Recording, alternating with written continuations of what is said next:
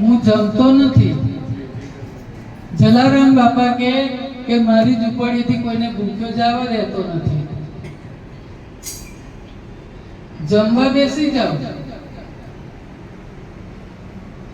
ભગવાન મનમાં બોલે કે મારા ઘેર છપ્પન ભોગ છે, મૂકી નાઈ કે તારો રોટલો ખાવામાં આવ્યો નથી, હું ભૂખ્યો નથી.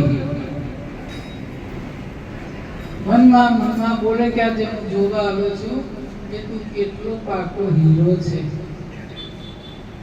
કેટલો તું ઘડાયો છે, કેટલી તારી ભક્તિ છે, એ જોવા માટે અહીંયા આવ્યો છું. પણ બાપા કે હું પણ લવાણાનો દીકરો છું. મારા ઘરેથી આવી અને કોઈને ભૂખ્યો ના જવા દઉં. તમે કોઈના ત્યાં જાઓ અને જો લવાણાના ઘેર જાઓ તો તમને જો કેવું સન્માન અને માન મળે છે. કોઈને ખાધા વગર જવા ના દે. એવાને આપણે એટલા નસીબદાર છીએ કે આપણે રઘુવંશી છીએ, બાપાના કુળના છીએ, અને એટલે જ આપણે અહીંયા આજે બેઠા છીએ અને એટલે જ આપણે પ્રભુને યાદ કરીએ છીએ. બાપા હરતા ફરતા રામનું નામ લે પણ કે છે કે હું આજે તમને ભૂખ્યો જવા ના દઉં. તો કે પણ હું જે લેવા આવ્યો છું તું નહીં આપી શકે. બાપા બોલો તો ખરા. ના હું તો આરતી આ માળા છોડી દઉં,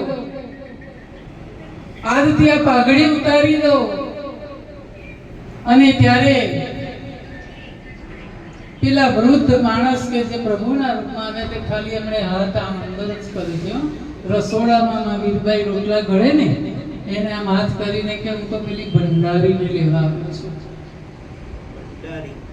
બાપા વીરભાઈને ભંડારી કહીને બોલાવે, કારણ કે ભંડારી એટલે અન્નપૂર્ણાનો અવતાર, સ્ત્રી અન્નપૂર્ણાનો અવતાર જ છે.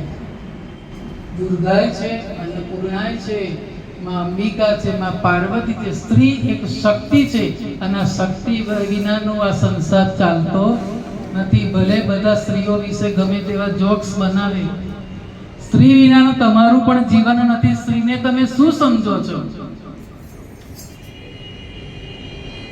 આ સ્ત્રી હતી એટલે તમે પુરુષના રૂપે આ સંસારમાં આવ્યા છો.